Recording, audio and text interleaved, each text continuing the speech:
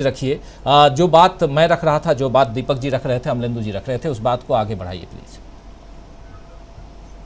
देखिए राजीव जी, जो सुनील जी ने कहा कि आपके कार्यक्रम को 13 तारीख को करीब 50 लाख लोगों ने देखा, तो मैं उस समय सोच रहा था कि साधक में और तपस्वी में क्या अंतर होता है।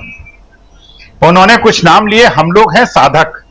उस दिन हम 2 घंटे, 2.5 घंटे, 3 घंटे बैठे। उस समय मेरे परिवार में करीब 8-10 लोग बैठ के टीवी देख रहे थे। सुबह से शाम तक हमने देखा कि राजीव रंजन तपस्वी की तरह बैठे थे।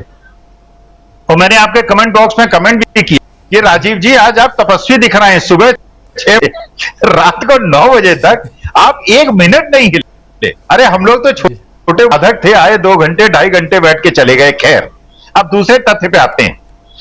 सुबह से व्हाट्सएप पे मैं भक्तों को एक चीज का जवाब दे रहा हूं। उनका एक प्रपंच चल रहा है। वो कह रहे हैं क्योंकि एक मुश्त वोट मुसलमानों ने कांग्रेस को दिया, इसलिए कर्नाटक में कांग्रेस जीत गई। तो मैंने उनसे पूछा, पहले तो अपनी डिग्री मुझे करो और अपने मैथ्स के टीचर की डिग्री मुझे व्हाट्सएप करो, तो मैं चेक करूंगा तुम लोगों ने मैथ्स कितनी पढ़ी है। 12% अगर मुसलमान है और 88% वहां पे हिंदू है, मान लीजिए, इमेजिन करते हैं, और सारे मुसलमानों ने कांग्रेस को वोट दे दिया 12%।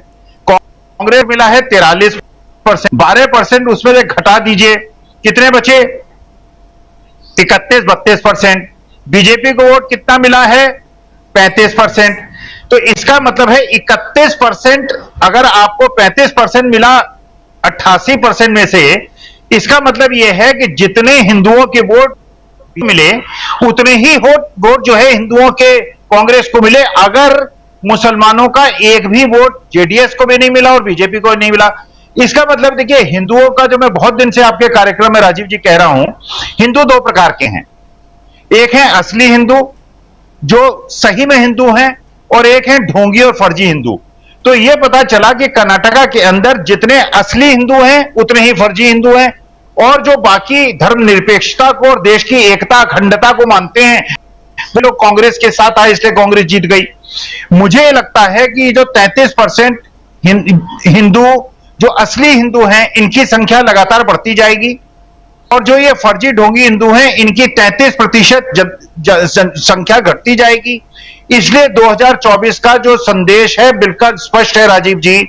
ये हिंदू 40% कांग्रेस को वोट देंगे, 15% जो अल्पसंख्यक है वो वोट देंगे। 2024 में कांग्रेस की जो वोटों की संख्या है 50% से ऊपर होगी, और 25-26% जो फर्जी और ढोंगी हिंदू हैं वो बीजेपी के वोट देंगे। इसीलिए मैं फोरकास्ट कर रहा हूं 2024 के इलेक्शन में कांग्रेस को 400 सीट से ऊपर राजीव जी मिलेंगी। 400 सीट जी, आप पहले भी कह रहे थे। राजीव गांधी की याद आप दिला रहे थे, 1984 की याद दिला रहे हैं फिर से, और ये बात आप पहले भी कह चुके हैं। खैर, देखिए राजीव जी, अगर स्थिति को, जो आज राजनीतिक परिस्थिति है, इसको मैनेजमेंट साइंस के परिप्रेक्ष्य में देखा जाए। देखिए, 2 मान लीजिए आपस में कंट्राडिक्टरी प्रोडक्ट्स हैं, मतलब 2 उसके प्रोड्यूसर्स हैं, प्रोडक्ट एक है, दोनों का ब्रांड एक जैसा है और दोनों के एक दाम मिलते हैं। क्योंकि आप जानते हैं, होटल में खाते हैं वही खाना 1000 का मिलता है, ठेले में खाते हैं 100 रुपए का मिलता है। इनपुट करीब करीब एक जैसे होते हैं, थोड़ा बहुत अंतर होता है, लेकिन अगर 100 रुपए की चीज मिलती है लेकिन 3000 की मिलती है, इसलिए उसके साथ एक ब्रांड जुड़ा हुआ था, एक एम्बियंस जुड़ी होती है। आज अगर राजनीतिक परिवेश को उसी के कंपैरिजन में आप देखें, तो एक ब्रांड था मोदी ब्रांड और एक ब्रांड था राहुल ब्रांड। राहुल ब्रांड को पिछले 9 साल से जिस प्रकार से षड्यंत्र करके एक तरह से गिराया गया था, उस ब्रांड को बिल्कुल खत्म कर दिया गया था, धूल धूसरित कर दिया गया था, और दूसरी तरफ से एक ब्रांड को इतना ज्यादा एलिवेट किया गया था, इतना ज्यादा बढ़ाया गया था कि दोनों ब्रांड में एक कंपैरिजन खत्म हो गया था, जो आपको 2014 में इलेक्शन में दिखा, 2019 के इलेक्शन में दिखा।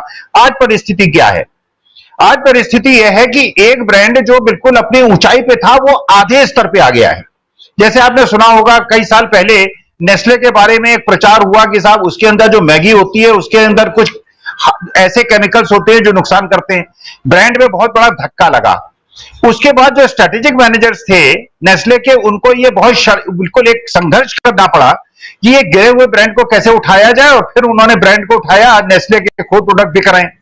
उसी प्रकार से एक तो राहुल गांधी की पदयात्रा, एक उनके जनता से मिलना जुलना, जनता को जोड़ना, नफरत को छुड़वाना, प्यार मोहब्बत की बात करना, तो उनका ब्रांड जो है वो तो हो गया मल्टीप्लाई 2 टाइम्स। उधर मोदी जी के साथ क्या हुआ? अब मोदी जी के साथ समस्या यह हुई कि उनका ब्रांड जो बहुत ज्यादा एलिवेटेड था, उसमें डिग्री की बात आ गई, उसमें वैवाहिक जीवन की बात आ गई, उसमें गुजरातियों को संरक्षण देने की बात आ गई, उसमें किरण भाई पटेल की बात आ गई, गौतम अडानी की आ गई। तो इस प्रकार से एक ब्रांड तो डबल हुआ और दूसरा ब्रांड आधा हो गया। यही आप देख रहे हैं कि आज राजनीतिक परिवेश में आज स्ट्रेटेजिक मैनेजर जो बीजेपी के हैं, उनको ये बहुत तेजी से सोचना होगा, क्योंकि आपने सारे अस्त्र शस्त्र एक व्यक्ति के व्यक्तित्व को निखारने में और ब्रांड को एलिवेट करने में लगा दिया। अगर वो ब्रांड इफेक्ट होता है तो आपकी राजनीतिक परिस्थिति क्या बनेगी, आप सोच लीजिए। मैनेजमेंट साइंस के दृष्टिकोण से राहुल गांधी की, प्रियंका गांधी की, मल्लिकार्जुन खड़गे की और सारे जाति और धार्मिक सद्भाव की, संभाव की, रिप्रेजेंटेशन की जो बात हुई, खड़गे साहब आए, वोकलिंगा लीडर आए, कुर्बा लीडर आए, लिंगायत लीडर आए, दलित लीडर आए, शिव ड्राइव के लोग आए। तो एक तो ये गुलदस्ता बना जो कांग्रेस का गुलदस्ता 20 साल पहले का था, और एक ऐसा एक फूल बना जिसमें केवल एक धर्म की बात हुई, केवल सवर्ण जातियों की बात हुई। तो एक तरफ एक गुलदस्ता था, एक तरफ एक इकलौता फूल था। तो आप जानते हैं जनता जो है वो गुलदस्ते को पसंद करती है, क्योंकि उसमें रंग बिरंगी चीजें होती हैं। उस पेड़ को पसंद करती है जहां अलग अलग प्रकार की चिड़िया होती हैं, तोते भी होते हैं, मैना भी होती हैं, बुलबुल भी होती हैं, गौरैया भी होती हैं, तो वो पेड़ ज्यादा अच्छा लगता है। तो आज जो ये ब्रांडिंग की और मैनेजमेंट साइंस के परिप्रेक्ष्य में मैं देख रहा हूं, एक ब्रांड जो है डाउनवर्ड हिल में है, एक ब्रांड अपवर्ड हिल में है। एक गुलदस्ता है, एक केवल एक फूल है, एक सब धर्म और जाति की और प्रेम की बात करता है, एक दूसरा जो है केवल धर्म की बात करता है, वो विद्वेष की बात करता है, वो झगड़े टंटे की बात करता है। तो मुझे ऐसा लगता है कि ये जो एलिवेशन है, ये क्रॉसओवर हो गया है। आप शेयर मार्केट में देखते होंगे, जब कहते हैं कि मार्केट जो है अपने क्रॉसओवर में आ गया है, एक अप ट्रेंड में है, एक डाउन ट्रेंड में है, क्रॉसओवर में आ गया है। मुझे ऐसा लगता है 2024 तक जो ये डाउन ट्रेंड में है, ये अपने बॉटम लेवल पे पहुंच जाएगा, जो अप ट्रेंड में है अपने टॉप लेवल पे पहुंच जाएगा, और ये उसी प्रकार का निष्कर्ष मिलेगा जैसा कि 1984 जब इलेक्शन हुआ था और राजीव गांधी को 400 से ऊपर सीट मिलेगी, क्योंकि ये जो डाउनवर्ड और अपवर्ड ट्रेंड है और जो एकता, प्रेम, सद्भाव एक तरफ है और केवल घृणा और विद्वेष की बात है, तो वही मैंडेट मिलेगा जो राजीव गांधी के समय 400 सीट कांग्रेस ने ज्वाइन की थी। क्योंकि कोई जाति, कोई धर्म नहीं चाहता कि वो अकेला होकर समाज में रहे, वो चाहता है कि प्यार मोहब्बत से सब लोग मिलजुल के कहें।